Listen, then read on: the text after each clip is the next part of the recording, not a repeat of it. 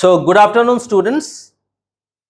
Today, we will be having a class on methods of performance appraisal. In the last class, we discussed about the characteristics of performance appraisal, the process, and the process involves different steps of the performance appraisal. And in the last class, I declared that performance appraisal has two distinct methods. One is the traditional method and second one is the modern method. Today, we shall go deep in each of these areas and see how performances can be measured applying these different techniques. So, under the performance management system, our today's class is on methods of performance appraisal.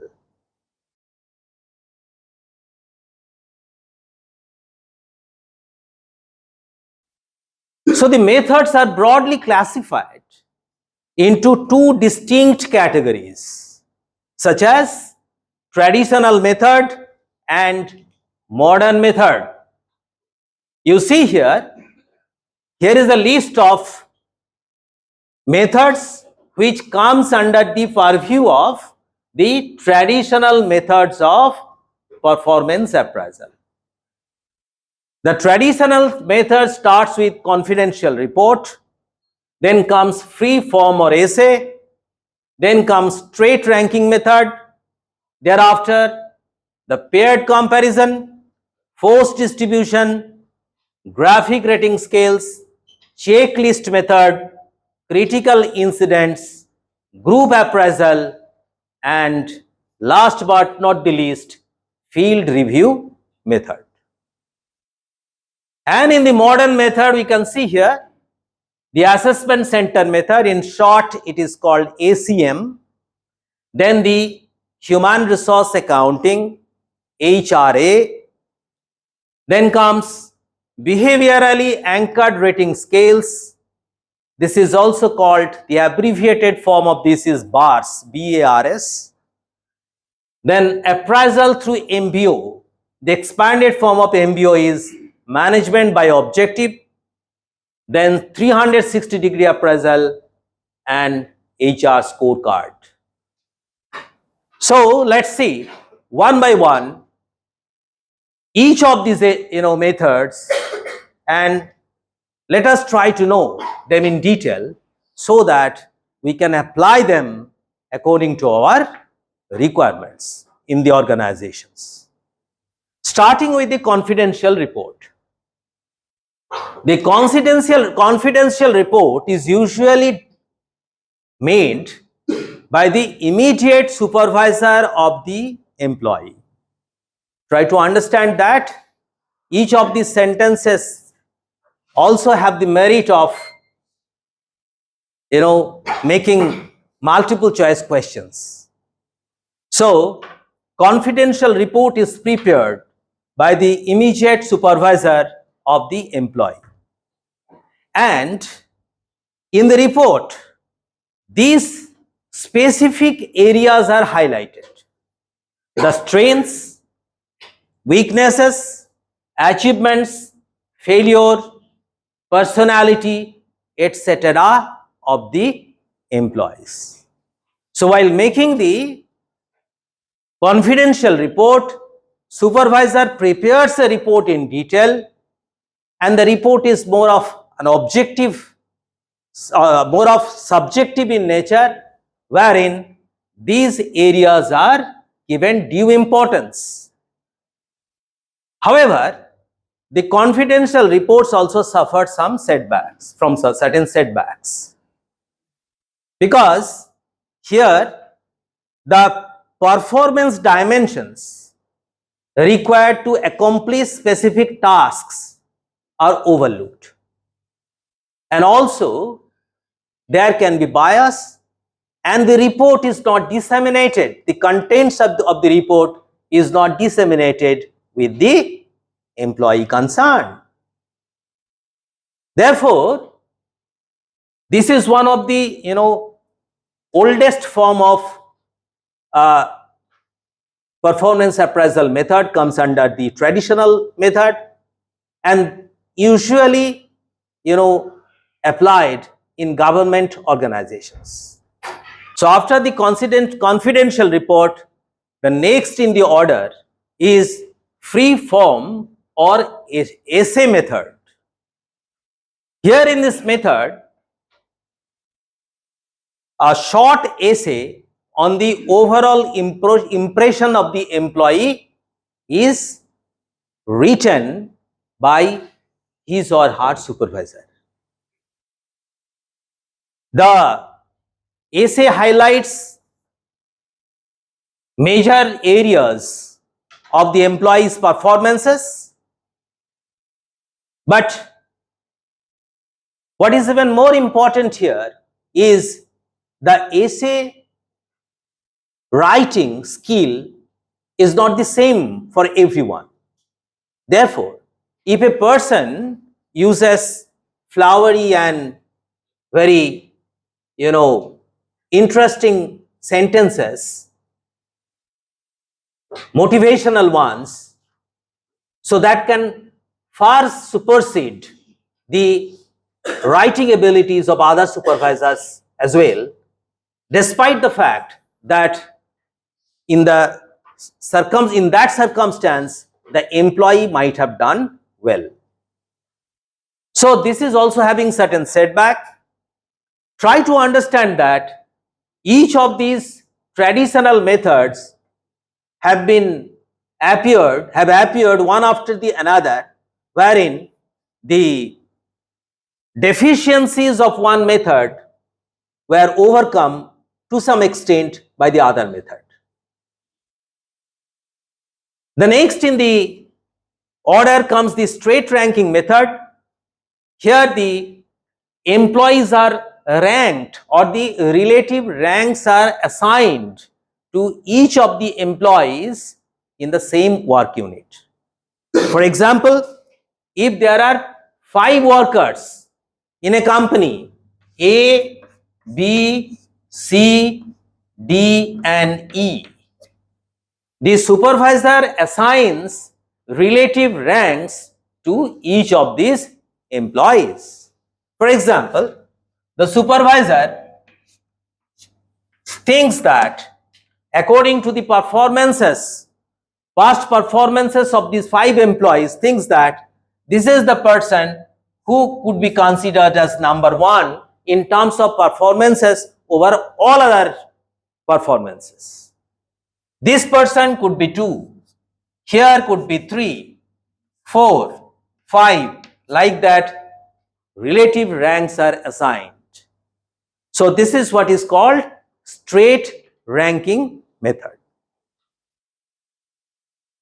So here the supervisor's assessment, his individual skill is required to assess the performance of each individual employee. But the problem area in this is, if there are less number of people, then it would be easy for a supervisor to make an assessment. However, think about a situation when there are more number of employees under a superior, more number of subordinates under a superior. So if there are more number of employees, then it would be a cumbersome exercise on the part of the supervisor to assess and assign ranks individually to each of these employees. Then comes paired comparison. Here the employees' performances are measured in pairs. So each employee is compared with all other in pairs, and that is done through this technique. How the paired comparison method can be applied? here there is a formula used. The formula is n into n minus 1 by 2. For example, if there are 5 employees, so how many comparisons to be made? So 5 into 5 minus 1 by 2, that means 5 into 4 by 2, that means 10 comparisons to be made. How these 10 comparisons are made? Say you write down A, B, C,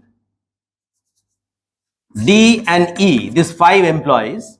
Here also A, B, C, D and E. And you have to, compare the performances with every other here. So you cannot compare A with A. You can compare A with B and think that while comparing the performance of A is in a better position, assign plus sign. And here minus, it could be plus, it could be plus. Like that, you can compare everyone's performances. Like while comparing the performance of B here, you cannot compare with the self. Then it comes that B's performance can be compared. Like, B is better performer than A. Then, or if it is not better performance than A, then it comes minus. Then in terms of C or D, E, like that, the performances can be compared. Are you getting me? So, if you compare everyone's performance with every other's performances like this, then here the plus sign is meant that the person is in an advantageous position with respect to the other candidates, and then more number of plus marks will finally decide that person's rank. If a person gets 4 plus signs, then the person becomes number 1. If a person gets 3 plus positive signs, then 2, and accordingly the performances of every other employee can be measured and prepared the rank. Then comes force distribution method. In this method, the distribution ratings are done in the form of a normal frequency distribution. Like a curve, we see how the normal frequency distribution curve look like. It's a bell-shaped curve. Herein, if you just compare the performance here, the number of employees, and here the performance and employees, so you can see it is already decided that force distribution means how many employees, what percentages of employees to be kept in the poor category. So this is poor, then this is average, this is good, this is, or you can say excellent, exceptional, like that you can categorize. So you will have to or you can use other what is called attributions also in this regard, like 10% of the employee to be categorized as poor, their performances are poor, to be kept in this segment. 20% is higher than their performance. It could be moderate, it could be average, it could be good, and it could be best or excellent. Like that also it can be done. So this is how the force distribution method works. That means it is already pre-decided that you will have to prepare the report or give the assessment or analyze the performance of the employees in this distributed order. So that is called force distribution method. So what is the problem in this? The problem is that if it is since it is pre-decided, so the supervisors might have a question in their mind that even if the performances of the candidates or the employees may be better, but I am forced to keep only this many percentage of the employee in certain category. There could be other problems as well, like, the employees might think that, might be apprehensive of this system. Okay. And, job related performance dimensions are not given due considerations here in this type of force distribution system. But still, in some of the places, some of the organizations, this system is in practice. So this is called force distribution method. Then comes the graphic rating scale. Graphic rating scale is something which is assigning numerical scale indicating different degrees of a trait. Numerical value, graphic rating scale, that is actually the numerical scale indicating different degrees of a trait. Like, job related characteristics are called the traits of the individual employee. And if these traits are linked with a certain scale, the scale could be two types. One is continuous scale and another is discontinuous scale or discrete scale. Continuous scale can be used here, or discontinuous or discrete scale can be used here. Like, if you prepare a scale on certain trait of an employee which you have found out from the job related behavior of the employee. Okay, suppose a trait which is called dependability, and you measure on a continuous scale of 5, 1 to 5, least to the highest level of dependability. So the supervisor can accordingly assign a numerical value, and if that is discrete one, that means, what is discrete one?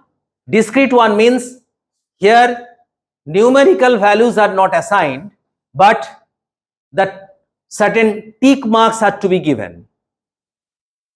Most to the least or least to the most. To what extent a person is dependable. So if it is least, then right up to in the 5 divisions it can go up to the most one. So that is called discontinuous or discrete scale.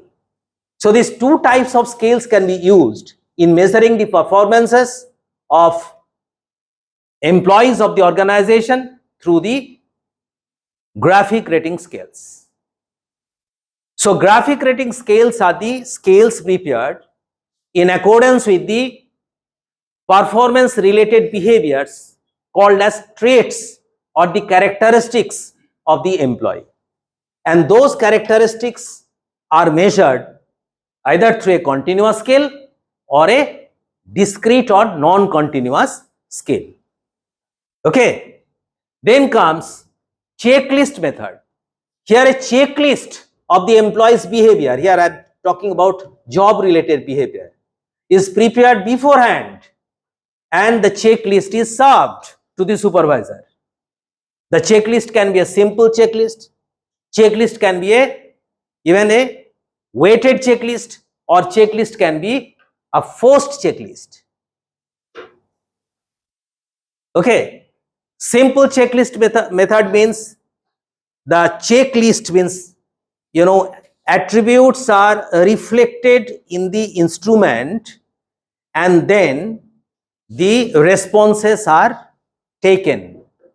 Okay, weighted checklist means relative weightages are assigned to each of these attributes, and forced checklist means you will have to choose from say 2 alternatives. Does the employee come to the office regularly? Yes, no, it's a forced checklist. Either you will have to choose yes or you'll have to choose no. So like that, this checklist method also can serve to a great extent as measuring the performance of the employee of an organization. And what type of checklist you will use, that depends upon the organization and its job, okay, and several other factors. The type of employee that you are, assessing for, or the type of skills needed, etc. So checklist method, after the checklist method comes the critical incidents. What we understand by critical incidents? Here, the critical events that take place in any organization over a period of assessment year is recorded by the supervisor, and in those given situations, how different employees behaved,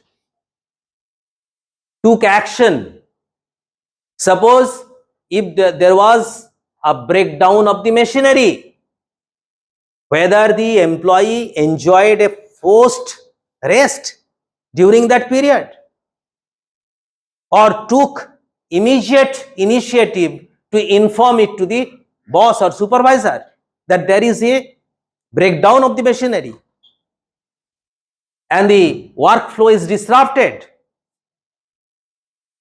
production is hampered. So in this type of performance appraisal method, the critical incidents over a period of time is actually noted down by the supervisor, and the relative performances of each of the employees or subordinates under him is recorded.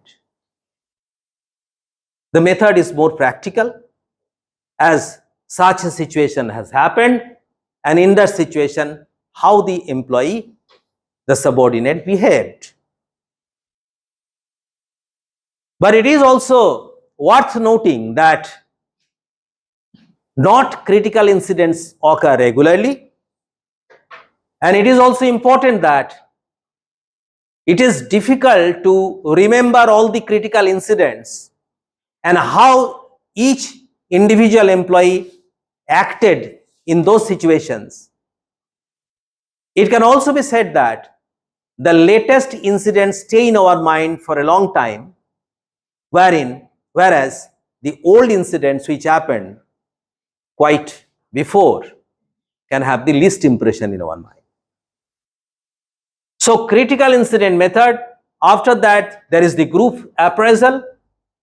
Here instead of one person assessing the performance of an individual employee, a group of supervisors or evaluators, they assess the employees' performances. So it is called group appraisal. The supervisor concerned and all other supervisors or superiors who are somehow associated with the job of that subordinate, of that employee, they come together, duly helped also by the HR department, HR executive, and group appraisal is done. What is seen here in this group appraisal is that there can be minimal of biases, and since number of people are assessing an individual's performances, it is assessed in a group. So this kind of problems can be overcome in this type of performance appraisal method. The last one is the field review. In the field review method, actually the employee is not assessed directly. Nobody goes to the employee directly for assessing. Rather, a person, an HR executive from the HR department, actually interviews the supervisor of that employee. And of all job related performance attributes and the performances of the employees in each of these attributes are recorded by them. So this is how the field review method works. Again, each of these methods have their own merits and demerits, and it is also to be remembered that these methods developed over a period of time, and the earlier method had some problems. The successive methods were developed in order to overcome those problems, and this continued for a long period of time, and which nowadays eventually we can see that the emergence of the modern method of performance appraisal. So here we will be talking about the modern methods of performance appraisal. Under the modern methods, few popular methods I have noted down, I have written down on the board. The first one is the assessment center method. Second one is the human resource accounting. Third one is the behaviorally anchored rating scales. Fourth one is the appraisal through MBO. And fifth one is the 360-degree appraisal. And finally, the HR scorecard. So in assessment center method, in short it is called ACM. Here a group of employees are drawn from different work units. The center that is named as the assessment center, where a number of people are called for assessing their performances. This assessment is generally done for promotions and giving them higher assignments. And they are tested on multiple areas, like maybe leadership skills, in-basket exercises, interpersonal skills, job knowledge, decision making. So the events are prepared in such a way so as to assess the individual on these key assessment areas, key performance areas. This is also used as one of the great training and development technique, this assessment center method. And it is actually more used for the executive levels of employees. The next one is the human resource accounting. In HR accounting, HR can be valued in terms of money. The expenditures that we have incurred on human resource planning, on recruitment, on selection, on training, on development of the human resources, on giving them salary and other benefits, to what extent we are getting the return on investment through their productivity, through their value additions. If such a measurement can be done, then that particular method is called the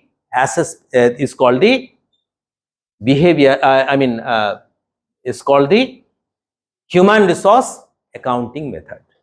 Then comes behaviorally anchored rating scales. It is also called BARS. In behaviorally anchored rating scales, two methods are actually combined together. Which are these two methods? Combining graphic rating scales with critical incidents. That means you make your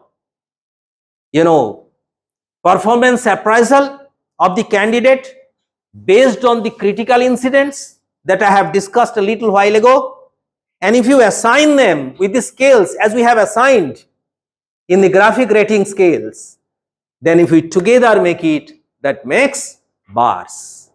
So BARS, one of the modern methods of performance appraisal, is in fact a combination of two distinct methods. One is critical incident plus graphic rating scale. And then appraisal through MBO, management by objective. Here, both the management and the employees, they sit together and make a common goal. And this goal is not easily achievable. It should be moderately high. And after preparing the goal, setting the goal, the responsibility is also given for achieving the results, making these goals achievable, and from time to time a stock of the situation is assessed through the reviews so as to judge to what extent the goals have been achieved. So when a joint goal is prepared both by the management and the employees together, and they agree on that goal achieving process, then the method is called the management by objective. Since it is already pre-decided and decided in agreement, so there is a possibility, every possibility, that this goal would be achieved. And then the performances of the individual employees would lead to better performance of the organization. The next one is 360-degree appraisal. This is also widely applied nowadays. In 360-degree appraisal, the appraisal is made from the supervisor, by the subordinates, peers, and the employee himself or herself. So each of these raters are actually falling in a separate quadrant and consisting of a whole 360 degree. So bias is minimized to a large extent, as because so many people so many assessors are coming into the picture, like supervisors, subordinates, peers, and self-feedback is often for assessing individuals' performance, and that's why it is called 360-degree appraisal. Then there is one more, by the way, the appraisal through MBO, that was first, invented by Peter Drucker. A multiple choice question sometimes comes. Who developed MBO, management by objective? It is Peter Drucker. Then comes HR scorecard. Here in this HR scorecard, you are making an alignment. What alignment you are making? You are making alignment of HR deliverables with that of the organizational strategic goals. So organizational strategic goals are translated into HR deliverables. How HR can effectively contribute towards achieving the strategic goals of the organization, that is done through HR scorecard. A detailed scorecard is prepared, jotting down all those important deliverables on the part of the HR, which eventually lead to organizations' strategic performances. So that is what is called HR scorecard. Now, after discussing all these methods, traditional and modern methods of performance appraisal, there may be many questions in our mind as how a performance appraisal instrument look like.